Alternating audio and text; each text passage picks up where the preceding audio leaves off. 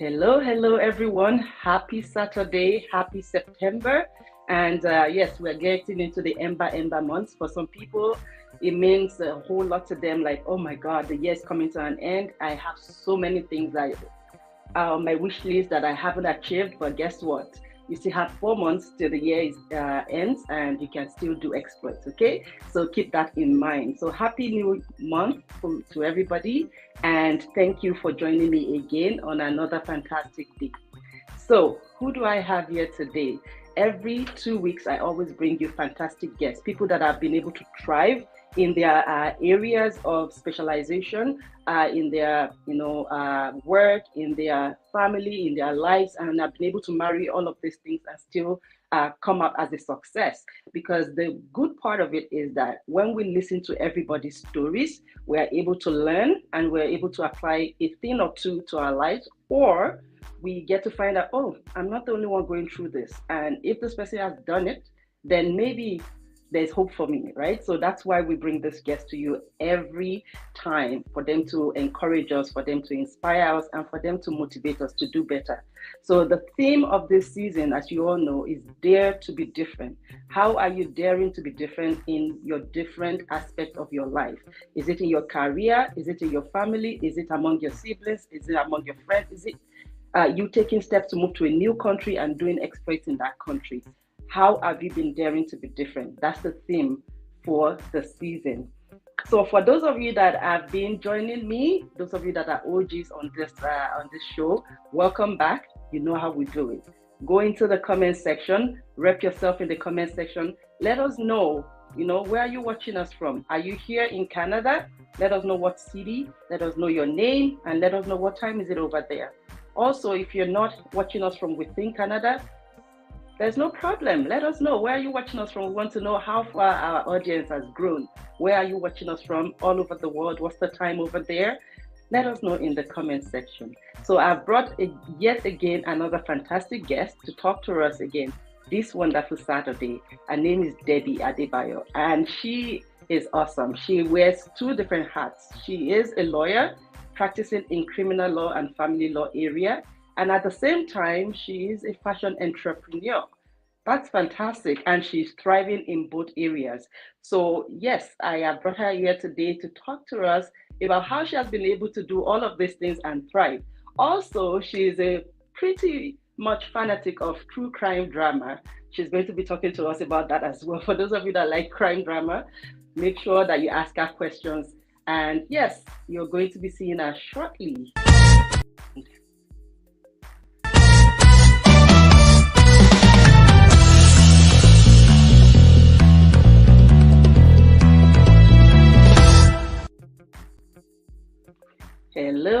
Hello, Deborah. How are you doing today?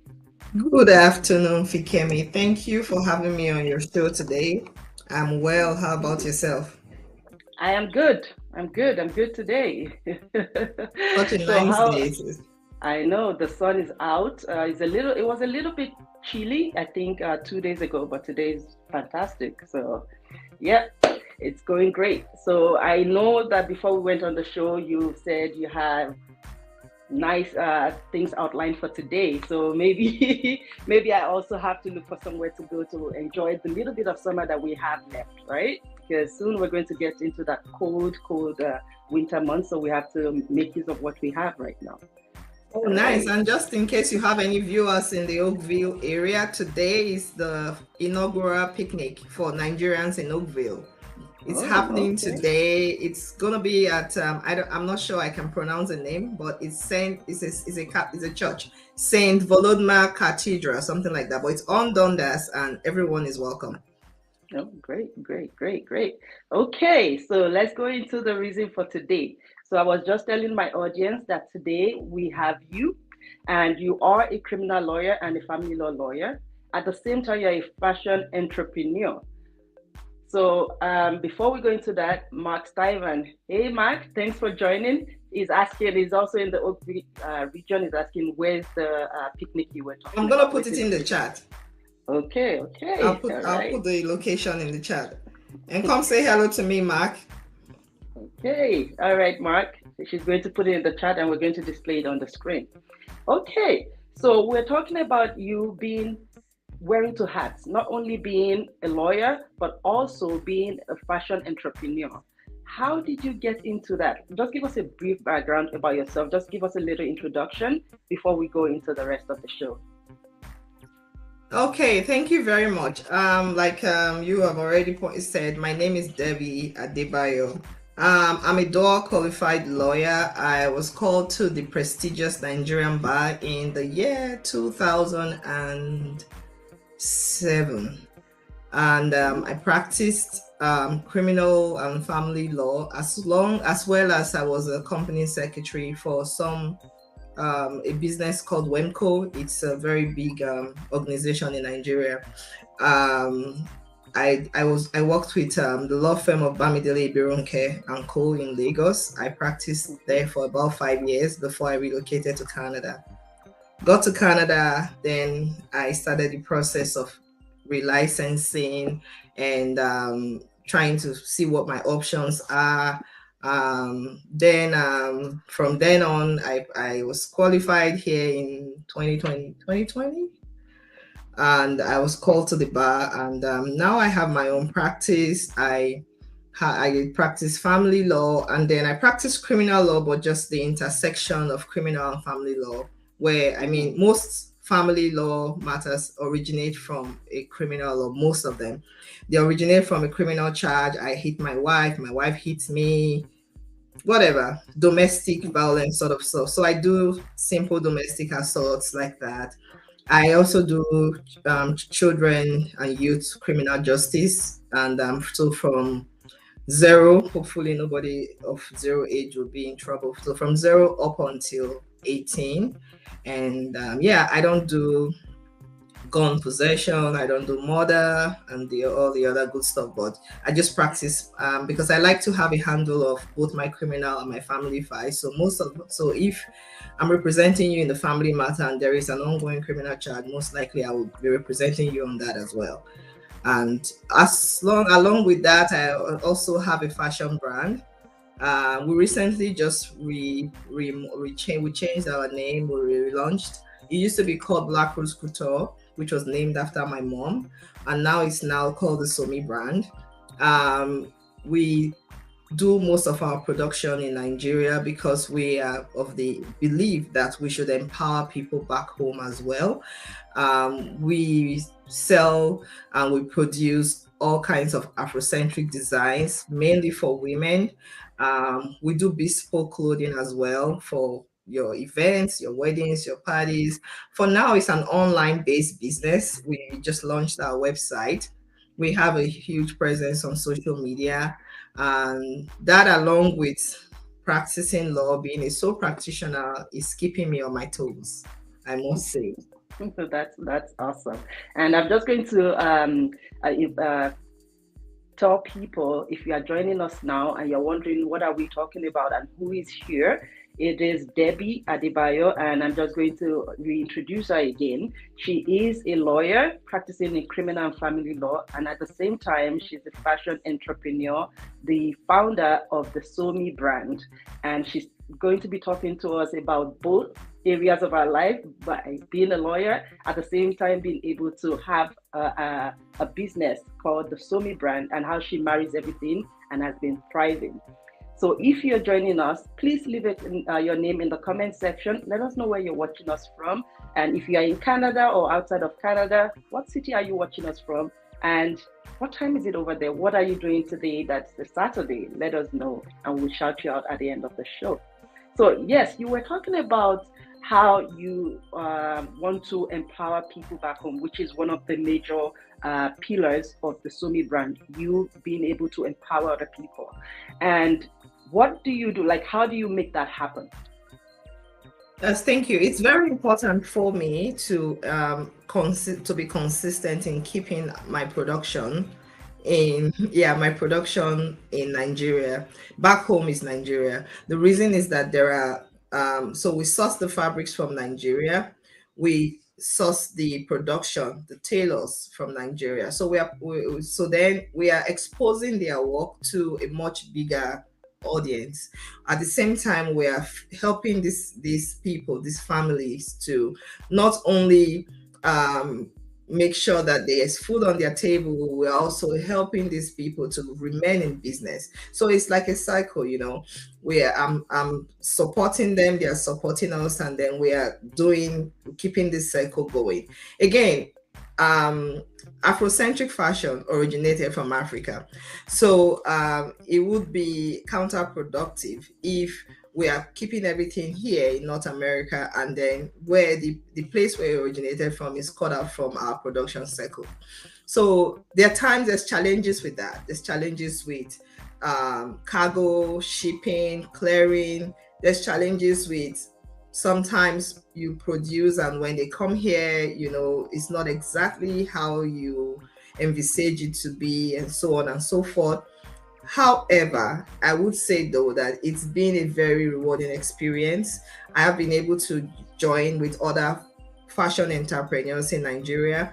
I've been able to connect with some very great, honest business people who, just over the phone, we've been able to develop a very strong business. So that's one of the things that keeps my brand going.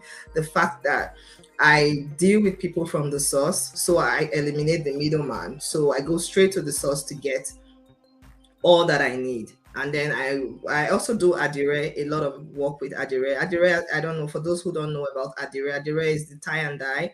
So it's done by hand and it's done in Abeokuta. I see there's somebody watching from Akure. So we get that directly from the people who are hands-on making this Adire, and then they send it to us and we produce into whatever we want to produce. So that's how I've been able to keep the circle of production going for this long. And it sounds like when you do that, when you get rid of that middleman, it also tells in the pricing, because then when it comes over here, it's not so expensive. So it helps you, and it also helps those of us that will be purchasing as well. So we're not paying heavy amount for those materials, right? Exactly. So sometimes I get people who be like, "Oh, I'll find a way to do this myself, right? I'll find a way to get this clothes myself." By the time you do all the headache that is associated with getting the fabric you want and getting the style that you want, ensuring that the tailor gets it right, shipping it to you, sometimes paying for the custom duties, you find that it's cheaper or even the same if I had just done all that stress for you. So one of the ways that Black Rose, which is now Somi brand, came up is when I love clothes, and all my friends know me, when I go out, I like to be, to be fly. The life of the party. Exactly. And I like to be fly. So I saw the difficulty associated with trying to get my fabrics and get it together. And I thought, what if there is somebody who can just take this off me, and all I need to do is, here, I need this in 3 weeks. I need this, that, and I want to look this way. And then the person just deals with it. So now I also think about it being affordable. And it being affordable is the reason why I had to find a way to eliminate the middleman. So we go straight to the source to get you what you need and bring it back, produce it, and give it to you, bring it to your doorstep. So all you need to do is just step out on that day looking nice and fly. And that is the whole goal of the brand. Has it always been easy? No. Has it been stress-free sometimes? No. But I mean, by the grace of God, I've always been able to deliver to my clients, to my customers. So far so good, I would say. Okay, so you were talking about your brand previously being named Black Rose Couture, and then you changed the name recently. You rebranded to Somi brand. Is there a reason for that? Can you just talk about that a little bit? Okay, so Black Rose, well, it was my mom's name. My mom passed away 20 something years ago. She passed away in 2001. My mom was a nurse, and then while she was in nursing school, there were her name is Rose. Or her name was Rose. So there were 2 Roses in the nursing school. One was light skinned and my mom was dark skinned. So to differentiate them, they would call my mom Black Rose, right? Nice. So that's how Black Rose got. Yeah, that's how it got stuck. And then all the people who know my mom or who've known my mom, who worked with her and everything till she retired and everything, they just call her Black Rose. So when I started this fashion business, I thought of a way to immortalize my mom, and one of the ways that came to mind was to name it after her.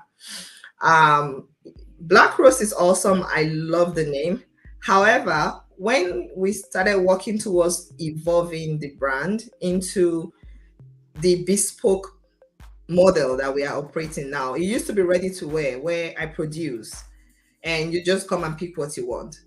Haven't done that for about 2 years. I realized that because my practice is expanding and growing, I would not be able to sustain a ready to wear brand. So I decided now we'll do bespoke, which is made to order, or make a sample and put it out there. If you want it, I'll produce it. Or you want something, you send it to me, I produce it. So instead of just making and then, having it go little by little. So when I was thinking about it, I said, just to breathe, to inject a breath of fresh air into into my brand, I thought one of the ways I can do this is to change the name. And Somi is my middle name. Somi means good in my dialect. So Somi means good. So it's S-O-M. It's a full name though. It's Iye Somi, which means motherhood is supreme, motherhood is great, motherhood is good. But Somi in itself means good. If you want to say good in my language, you say Somi. So I thought, you know what? I played around with a lot of things. I was going to say the good style, the good fashion, the good. But I said, you know what? I've got to keep that element of Africa in my brand. So I decided to bring it back and name it after myself, and that's how the Somi brand comes from. So in every time somebody says Somi brand, the person is actually saying the good brand. So, and that is where Somi brand came from. Somi brand came from. That's awesome. Was it difficult for you though, because you talked about the Black Rose Couture being a way to immortalize your mom, and then when you changed, was it like a difficult decision, like, oh, and I wanted to keep this name, but then I have to rebrand, unfortunately? Like, was it difficult? To be honest, I carry my mom every day, right? I carry my mom in me, with me. So I don't need just a name to, it wasn't difficult. Just to answer a yes or no, it wasn't difficult. It was what I was thinking about. What I wanted, something fresh. I know my mom wants me to constantly evolve with the changing times. She was a very progressive thinking young woman, and although she passed away when she was 51, but she was very progressive thinking. She was always seeking for ways to improve herself. She was an ophthalmic nurse, but then she went on back to school, and then she became a pediatric nurse. And so she's someone who evolves, and she was a businesswoman as well. So I'm sure that she's cool with anything that I think will be great for the brand. So it wasn't I didn't struggle with it. I only thought, is this a good idea to change the name? So I spoke to a couple of people, because one thing that you need to do when you are in business is to have some strong mentors. Look for people who are in business as well. Never take advice from people who are not in business. You're discussing the name of a business. Don't go ask your friend who's very good at writing captions. That's not how you get it. Go to speak to people who have businesses. They'll tell you, So I spoke to people who have businesses, and the only main concern that came back was, because you have a strong social media presence, people might be finding it difficult to associate this new name with you. So what I thought of was, it's the breath of fresh air, right? So we're going to do it gradually. So I put the date for the official relaunch in July. However, I did the name change on Instagram in January. So under the caption, I put the brand formerly known as Black Rose Couture.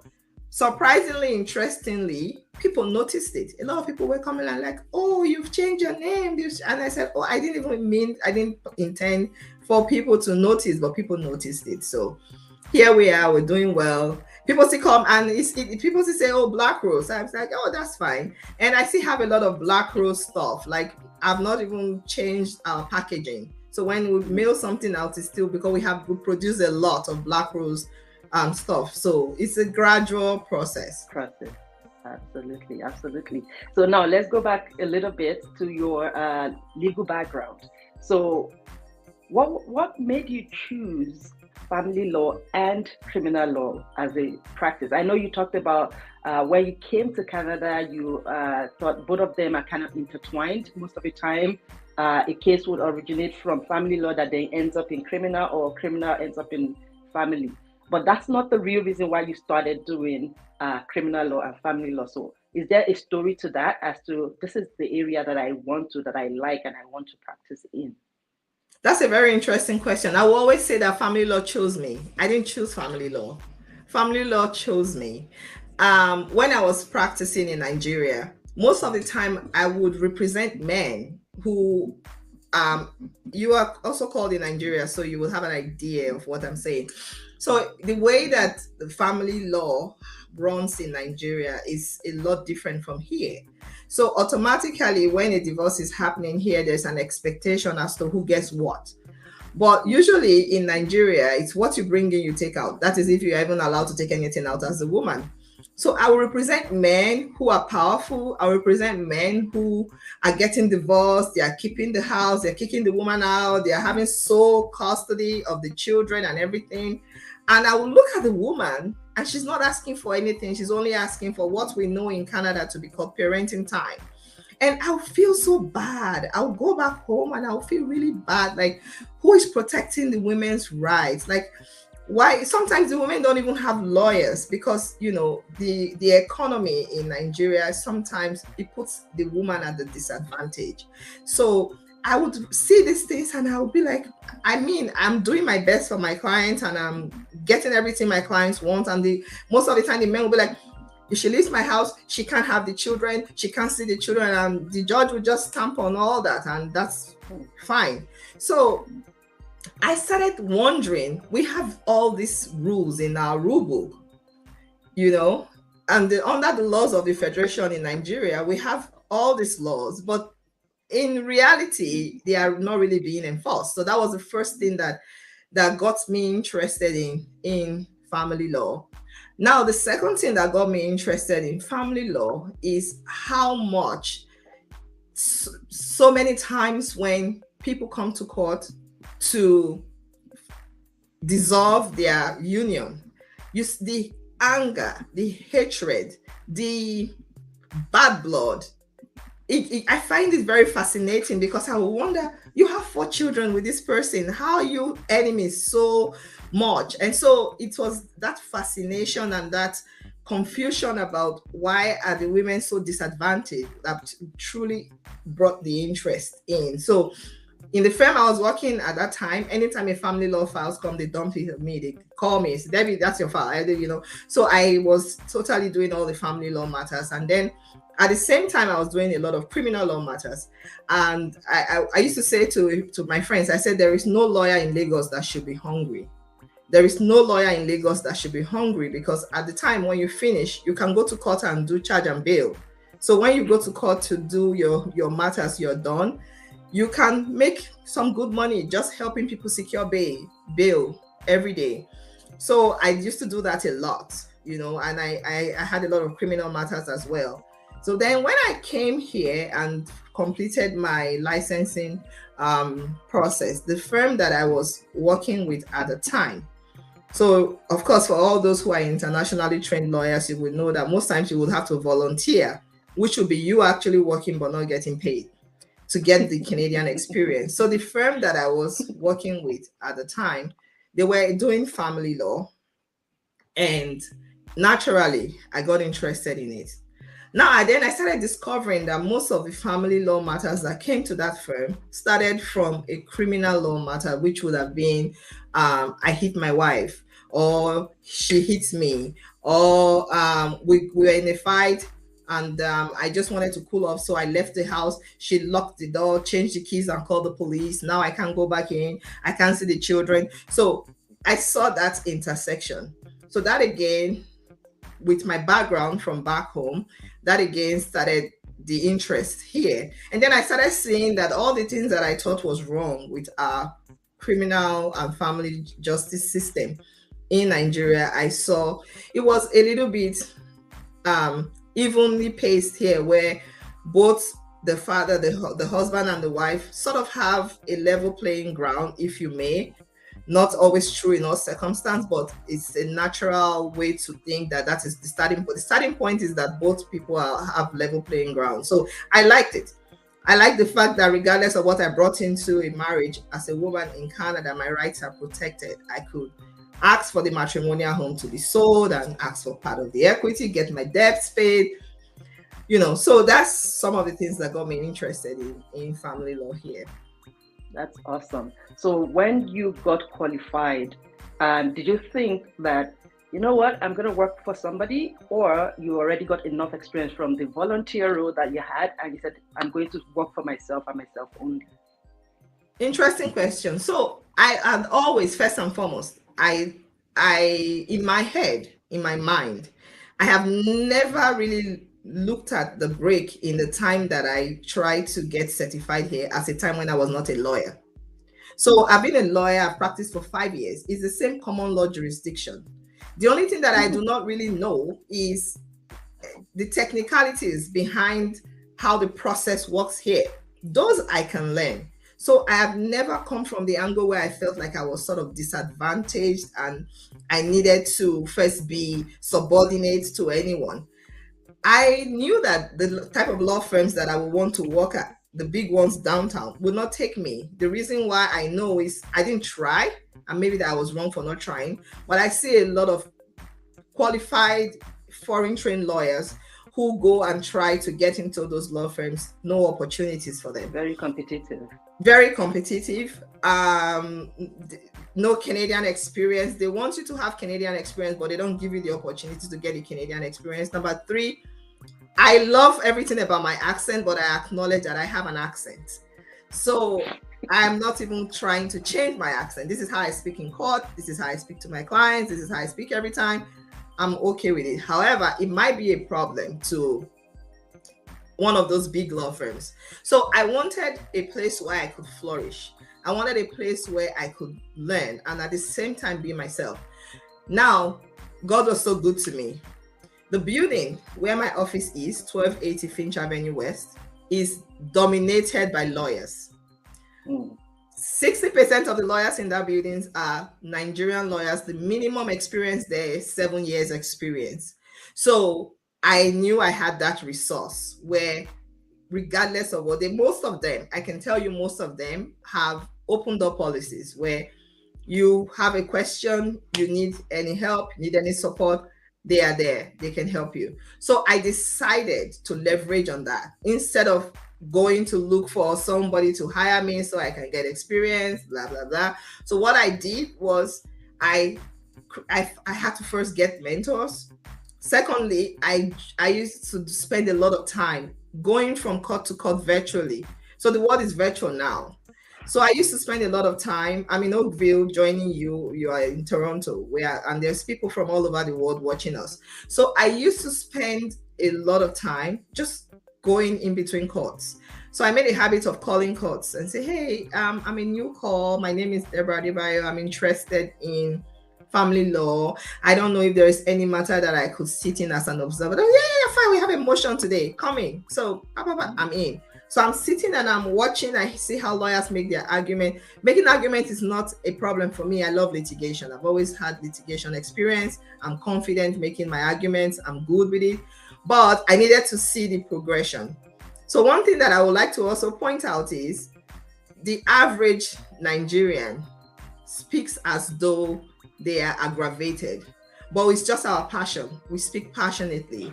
So I had to start learning that, okay, you don't need to quote, my lord, according to section 1010, you don't need to do all that. Just chill. I saw the way lawyers were making their points, and they were not even quoting law books. They were not quoting cases. You know, in Nigeria, when you want to make an argument, you need to bring case law. You need to show relevant laws. You need to come prepared. But here, I saw lawyers just talk, Your Honor, my client, was the breadwinner. Just like a nice conversation. So I started learning from there. I started learning how to, make my argument in a way that it doesn't look like I'm trying to be an encyclopedia or I'm trying to fight. Or so then that was good for me. So I used to enjoy doing that. So I would see some lawyers, they're just talking, the experienced lawyers, like, your honor, I'm in your hands today, your honor, we're just here to get a date. But my experience from back home is when you're talking to a judge, you have to show the judge that you went to law school. So so those were some of the little things that I learned. So I remember the first time that I had emotion and I appeared before a judge in 361 University. And I was saying even though I had observed this so many times and I had seen that I didn't need to bring all this, show them that I know what I'm doing, I'm intelligent, I read, but I still felt that need to prove myself. So I'm going, your honor, according to section, the judge said, slow down, counsel. What section did you say? And I'll be like, this judge, doesn't she know this? She should know this rule. So the judge, at some point, he just said, you know what, counsel? Maybe you just need to make your argument and give me a written submission of all these cases that you've been calling. And then the other lawyer, the other opposing counsel, he just came up and he just talked to the judge like he was talking to his friend. And then I said, okay, so this is how you do it here. So those are the kind of things, the kind of experiences that I needed to build on what I already had. So it wasn't like I just, those are the little things that I needed to build on what I already have. So what I would say is, believe in your competence. You have, it's like a foundation that you already have. Believe in your competence, and then let every other thing you're putting on top of your competence be a gradual building block to now make you this Canadian lawyer that you want to be. But first starting point is believe that you're capable. You went to law school just like the other lawyer. You went to law school. I don't know if I shared this story with you before, Fikemi. I had a Hague Convention application recently. It's one of the most difficult ones in family law. A child was being removed. A mom brought a child from another country here, and the father brought an application to send the child back. So that was a difficult one. So there was a very experienced lawyer, 25 years experience on the other side. So he calls me. He calls me, he's trying to fill me out. So he's like, I just want to find out, irrelevant question. I just want to find out, what law school did you attend? So immediately my bells are going off. Okay, this is passive aggression. I know what he's doing. So confidently, I said, I attended the Nigerian Law School, Lagos. And he's like, sorry? I said, yes, I attended the Nigerian Law School, Lagos, because I did go to law school. So I went to school just like you. There's nothing they taught you in your Osgood or U of T that I wasn't taught also as well. So believe in your confidence, and then believe in your competence and your ability, and every other thing will just gradually fall into place. That's awesome. That's awesome. So yes, I'm going to go back again to Somi brand. So for Somi brand, you've been doing all this diversity because you're saying, you know what, I'm bringing something unique from back home here, but at the same time, I'm not cutting off those people back home. I want them also to be able to gain some kind of living from this experience. So all of that, the business aspect of you, the entrepreneurial aspect of you, how has it also transitioned, or how has it helped you in your legal, your law firm as well? That's a very great question, because I find that most people don't recognize that being a lawyer is also a business. I'm seeing some very, very interesting comments there. We'll read them later, but this Datari Anene put a good comment there. We'll go back to that. Being a lawyer is a business. People don't realize it. Even lawyers do not recognize it. So coming from an entrepreneurial background where I always have to think, right? I always have to think, this piece of this is $20. How much did I spend in buying it? How much did I spend in importing it? How much did I spend in clearing it? How much is the wrapper that I used to wrap it? And how much will I spend? How much will I quantify my time that I use in putting it together to send to you? So having that mindset helps you to quantify your service. One thing that I see is people are reluctant to pay for service. People will want to pay for goods. Goods are tangible. But service, people are very reluctant to pay for To service. pay. So Absolutely. my experience as an entrepreneur with Black Rose and now Somi Brand had taught me knowing how to put value on my service. So my people, I have a lot of people who make inquiries every day, and they say, that dress, I want that dress. I'll be like, oh, it's $80. Oh, I could just make it from Nigeria, and I can spend less than $50. That's okay. Number one, you are not making it from the person that is making it from me. Number two, you're not getting the fabric from the same place I'm getting the fabric. Number three, I'm eliminating the stress that you have to do calling that tailor. Yeah, Basira, is it ready? Is it? Yeah, I'm taking that stress away from you, and then I'm bringing it to your doorstep. I have put a value on the service that I'm offering you. My value is $80. If you think that it's too expensive for you, go to the next person. It's the same thing with practice. I do real estate. I do a little bit of real estate, but I find there's so much competition in real estate. I find that lawyers would take $500 where for a closing, where another lawyer would say $1,500 is my minimum. Another lawyer would say $1,000 is my minimum. Do not second guess yourself. Put your own value on your service. And that's one thing that being an entrepreneur teaches me. If I believe that the service that I'm offering you is $1,200, is worth $1,200, is worth $1,200. I know the passion and the love and the heart that I put into everything that I do. So the other lawyer who is charging $500, he probably does volume. Maybe he does 50 closings a week. Maybe he does 50 closings a month. Maybe he has 10,000 staff. He never sees your file. There's so many times that you're doing a closing, you can never get in touch with the other lawyer. You know why? Because he has an assistant, and his assistant has an assistant, and that assistant has a paralegal. So you never get to talk to the lawyer on the file. That lawyer can take $500 because he is, he's handling a lot. I, a sole practitioner, might not be able to take that. So being an entrepreneur helps me to understand the business side of law. Bookkeeping, very important. Advert, putting yourself out there, marketing yourself, and never shortchange yourself. Never, ever, ever try to value yourself as to what other people place on themselves. I have colleagues who charge $1,500 for closing. I don't charge $1,500 for closing. There's nothing wrong with the lady who's charging or the gentleman who's charging $1,500 for closing, but everybody knows the value that they put on their service. So understand the business part of it. Understand that you're running a business. You should be able to sit down at the end of the month to say, how much did I make from my practice this month? You should be able to sit down and say, my overhead is too much. You don't just put your credit card and then you are paying for your practice management software, you are paying for your phone bills, you are paying for the internet, and you're not even mentally putting it to say, am I even making this much? If I'm not making this much, then what can I do to make more? So law practice is also a business, and you must be able to be an excellent lawyer. You must be able to marry both sides together. That's how you can make it work. Makes sense.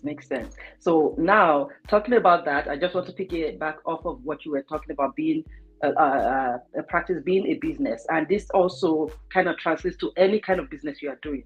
I have found that for sole proprietors or for people that are business names and things like that, they don't end up paying themselves. You're forgetting that this is your business. You work here. Like maybe you don't even have any other employment. And even if you have employment, you're putting your time into it. So people, that's why sometimes the brand doesn't grow, because whatever you're charging based on the fact that, let me make sure that I am paying for the rent, I am paying for my staff. But what about you? Because you find out that you're only breaking even. If you put a value on yourself and you're paying yourself a particular amount, after you've paid everybody else, you're paying yourself a particular amount every month, you are able to then properly price or put a price on yourself or put a price on your service. So I think that is very important for people to know. Always pay yourself a particular amount. That, okay, if I want to be paying myself $2,000 every paycheck, I want to be paying myself $1,000 every week, anything like that, so that way you can actually say, yes, my business is growing. Yes, I am making money. Otherwise, if you're just breaking even after you pay your staff, you pay your staff, you pay for all the services, you pay for the rent, and there's nothing left, then you're not growing. That is why you That's have to think properly. Okay, that's interesting. Now let's go to a little bit of fun. You said you like true crime dramas. oh yes. Is it is it because you're a criminal lawyer, or is it just something that you like and you've always liked? And then tell us one or two of the true crime dramas that you're currently into right now. Okay, so I love true crime drama. In fact, my son will always make a joke that he can't understand why I don't watch horror movies, but I can watch these shows where they say her head was cut off, her hands were cut off. You know, it just fascinates me the way the human mind works, up to the point where you could actually be a serial killer and kill one, two, three, four, and just keep going until you are caught. And it also makes me value life and safety. And it's also another thing that it does, if when for those who are addicted to true crime drama, it makes you paranoid. Like, I'm paranoid about security. I live in a very safe neighborhood. I live in Oakville, and it's a safe neighborhood, but you don't want to know how much security systems I have. You just don't want to know. You pass by my door, I am getting an alert on my phone. You ring my bell, I am getting an alert on my phone. And even if it's a raccoon that goes by my door, I know. So I don't leave my windows open. It makes you paranoid. However, let me go to the fun side.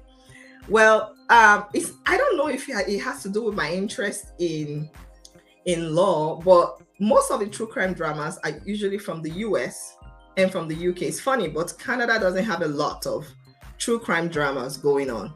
Most of the true crime dramas that I am hooked on is usually from the US. The most recent one that has been very fascinating, and I can't even tell you, I watched one yesterday, and you will wonder, where do I find the time? Just when it's the way that I unwind. So please allow me.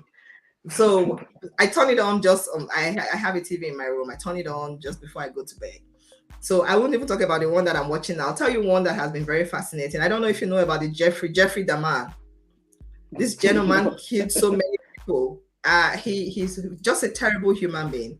He killed so many people. The part of it that I find very fascinating is the police. The police in the city where I can't even remember what city now. The police in that city where this guy was living, is it Wisconsin? I can't remember. And you know what? He was targeting Black folks. He was targeting people who most people would not even notice that they are missing. There is one of his victims that really breaks my heart up to this minute. This little boy had followed him into his home. He would lie to them that he's a photographer. He would take them pictures, blah, blah, blah. And when he takes them into his home, he would torture them, like terrible things, like inject stuff in their brains, drill holes into their brains, like wicked guy.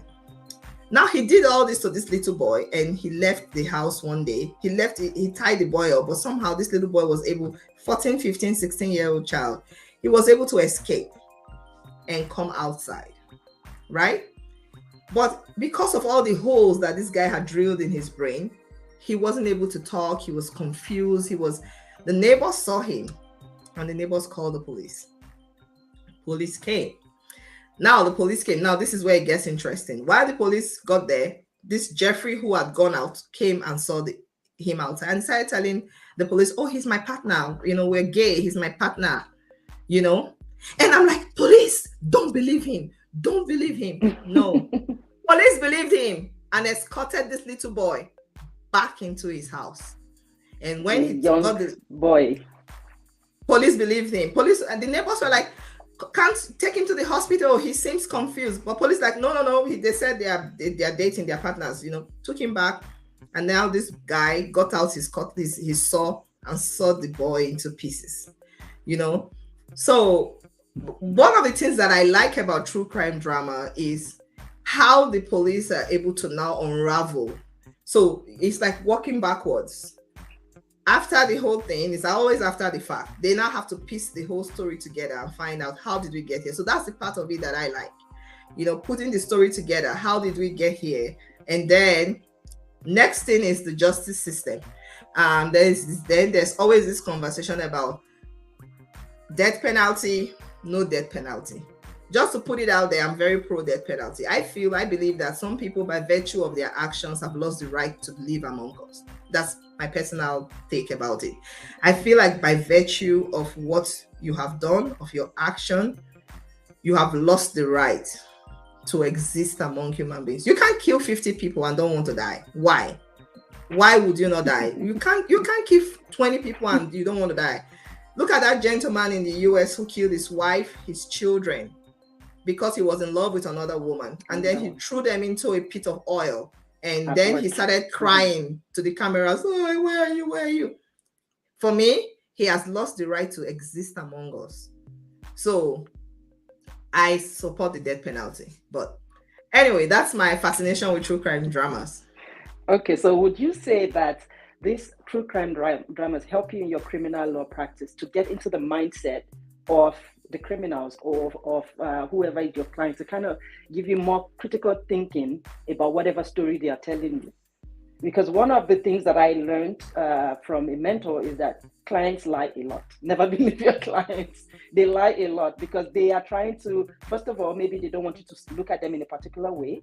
So they're trying to kind of make the story seem favorable to them. So never believe them. Make sure that you kind of unpack everything they are saying to make sure that you get the right one. Otherwise, you're going to be shamed in court when you get in court and you're going by whatever they told you. And then all of a sudden, the other counsel brings out evidence and then you're stopped. So does that true crime drama help you to get into the mindset of your clients or your criminals on the other side? Great point. So, I have a group of other Nigerian lawyers that I am sort of mentoring in family law and also in criminal law. And sometimes some of them will come to me and say, oh, the husband was so mean to my client. Because my client doesn't speak English, she only speaks Arabic. He didn't let her go to school. He didn't let her have a driver's license. He didn't allow her. I will say, slow down. That's what your client told you. There's always two sides to a story. Never throw yourself into what your client tells you, so much so that you become a champion for their cause. Look at the legal issues in everything your client has told you. She's an adult. She never reported to the police one day that she was being abused by this guy. Abuse comes in different forms of shape. But look at the legal issues. So back to piggyback on what you said. It is true that the best way to approach any client, be it family, criminal, just approach it from the place where you are looking the same way the law says, innocent until proven guilty. So that's the first thing. So believe them. Believe them. First thing, believe them. However, don't get emotional. Don't allow your emotions jump into it and then your emotions now take over and say, oh, they were so mean to her. No, I believe my clients. You tell me you didn't, it's an assault charge. You say, I didn't hit her. I believe you, but I'll wait for disclosure. Let disclosure come. And when disclosure comes, disclosure will tell me if you're maintaining that you didn't hit her can be maintained in court before a judge or a jury. Now, true crime really does what it does is it exposes me to different scenarios and situations.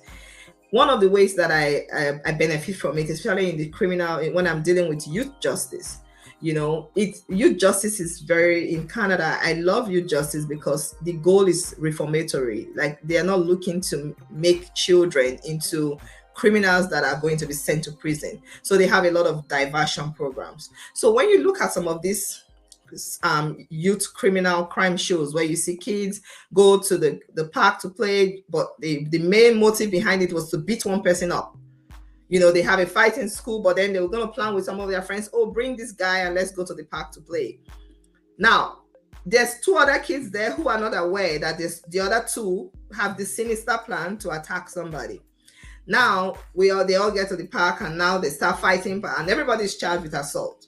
All these are 14, 15 years old. So how do you start to unpack? Now, this is where true crime drama comes to play. You begin to remember, oh, I saw something similar like this. So the first thing you do, you separate all of them. You separate all the accused people and begin to deal with them one after the other. So yeah, it does help in some cases. It helps you to understand that there are indeed bad people, and it helps you to understand that your job is not to judge them. Your job is to defend them. I'm not here to judge you. I'm not here to enter into your mind. I can ask myself in my own quiet time, why would you use a baseball bat to hit somebody? But it's not my job. I'll send you to a psychiatrist to go check what is wrong with your brain for doing that. So yeah, it does in a way. Yes, I would say that. Yeah, so criminal law is beginning to sound interesting, even though it's not my forte. But it is. It is. Because the way we all react to things are different. So if I was watching true crime, I wouldn't be thinking about criminal law. I'll be thinking of running as far as I can away from that. But yeah, it makes sense. So okay, so now you have come to Canada. You've been able to do well for yourself in criminal law, in family law, in your practice as a whole, and as well in this fantastic brand that you have now rebranded into the Somi brand. So for people that are looking to relocate to Canada, or they are in a professional role, for example, maybe they're also lawyers or they are doctors, and they're thinking, I want to go into entrepreneurship, but then how do I find the time? Or wouldn't that be weird that a doctor is also selling clothes, or a doctor is also opening up a bar? What would be your advice to them? I would say there is no blueprint to life. I do not believe that there is a manual that is written where everybody has got to attack life from a particular angle. So I would say make your own rules as you go. If you're deciding to relocate to Canada, you need to understand that it's going to be challenging in the beginning. But I can tell you that Canada is a great country. It's a country where you put in the hard work. Excellence is rewarded here. I could work very hard and put in everything that I want to put in, and I will see results. So one way or the other that you approach it, should I first be, do I first have to be a security guard? Do I first have to work in Walmart? I'm a doctor from Nigeria. Do I need to first work in Walmart? Do I need to first be a security guard before I pass my exams? Yes, those things would probably happen, right? But you need to understand the difference between your journey and your destination. When you come into a new country and you know who you are a pharmacist. You've been a pharmacist for 10 years. This country, they are in need of pharmacists. Don't get caught up in working in Walmart. Use that as your journey and let your destination be, I want to be a pharmacist. It's a long process. There's still a lot that needs to be done in the way that the immigration system is set up for foreign skilled workers. They want skilled workers, but then you come in with your skills and you're not allowed to use your skills. I understand being asked to take exams, but make the exams affordable. Give grants, give loans for these foreign workers to come in to take the exams. I don't want to come here because I'm a doctor in South Africa. I don't want to come here and be a doctor right away. That's not what I'm asking, but I'm just asking that you make the process a little bit easier. So I agree that there's a lot of work to do. But if you have to, for me, fashion was a passion that I turned into a business. So if you have to find something else to do while you are getting back to who you really are and what you really want to do, what I would say is don't forget who you are. Don't forget what you are. Don't ignore that part of you. I always say to my friends who are still in the licensing process, sometimes they call me and they ask me a question. I will say, first and foremost, you are a lawyer. You process this thing you just said to me now. Process it. Don't think Canada restricts you of the law school that you went to. Process what, and they're like, yeah, it doesn't make sense. If he's actually the landlord, he shouldn't, and they'll figure it out. I say, bravo, So don't forget who you are. Whatever path you choose, do not forget your destination. Don't mistake your journey as your destination. Most of us, We had a backstory. We had to work and, work gradually. There was jobs that paid for the law school, for the law training here. So, but we never lost sight of our goal of where we're going. So I think that's the only thing I would say regarding that. That's fantastic. I believe for those of you joining us, we have the wonderful Debbie Adebayo here with us, and she has been giving us, all the good, dishing us all the good stuff about our law practice and as well as a fashion entrepreneur journey. And it's been fantastic. Also, I love for true crime dramas. If you missed that, it's okay. You can rewatch using the same link that you're using now. So for those of you that joined us and you have not yet marked attendance in the comment section, please do let us know where you're watching us from. What is the time over there? What city? What country? And what do you intend to do for the rest of the day? Are you going to a party? Are you going for a barbecue? Are you guys going to be Netflixing and chill? Put it in the comment section. So it's been awesome. I can't believe it's almost an hour since you've been with us. We've learned so much from you today, and I'm sure people will be giving their testimonies later as to how they were able to use one or two things from what you have said, applied it to their own current situation. And the beauty of this is that even though we're using law and fashion as a case study, all of this actually would work in any other aspect of life. It will work in any other profession as well, or any other type of business, not necessarily fashion work. All of these things can be applied, and you can actually see the difference immediately. So please remember, you can rewatch this, you can share with your friends and family so that they can watch, because you never know what stages of life people are in right now and the help that they need. And this video could just be the help that they need to take the next step into thriving. Thank you so much. I'm going to be shouting at those of you that marked attendance in the comment section. I appreciate you. I see you. Thank you so much, Max Diamond. You're wonderful. Thanks for sharing all your, for giving us all your hellos and all your comments. We like that, and we hope that you watch again next time. Thank you, Jolly Naomi, for dropping your comment. Thank you so much, Modupe Akenroye. Thank you, Okwe Fasharo from Calgary. Simply Kenny from Hamilton. Thank you for joining. Thank you, Datari from Canada. Thank you so much for joining. Let's see. Thank you so much, Akari Emmanuel, and thank you, Moyo Emmanuel, as well for joining. I appreciate every one of you. I'm going to give you back the rest of your Saturday, and I hope that you have a fantastic, fantastic one. See you again in 2 weeks. Is it possible for you to put is it possible for you to put the address of the Nigerian Inogbe picnic? I was trying to navigate it. I sent it to you. If you could please put the address in the chat for anyone in Ogbe who want to join us today. Let me see. I sent it to you already. I'm not even sure how to put it. And thank you for having me. It was wonderful. 1 hour just flew by so quickly. Let me see. I'm not sure I know how to do that. It is at St. Volodymyr Cultural Center. St. Volodymyr. Yes, VOLODYMYR Cultural Center. That's where it's happening. Okay. I can't see how to add it, but I think people got that as well. So please join and have a fantastic Saturday. Bye, everyone. You.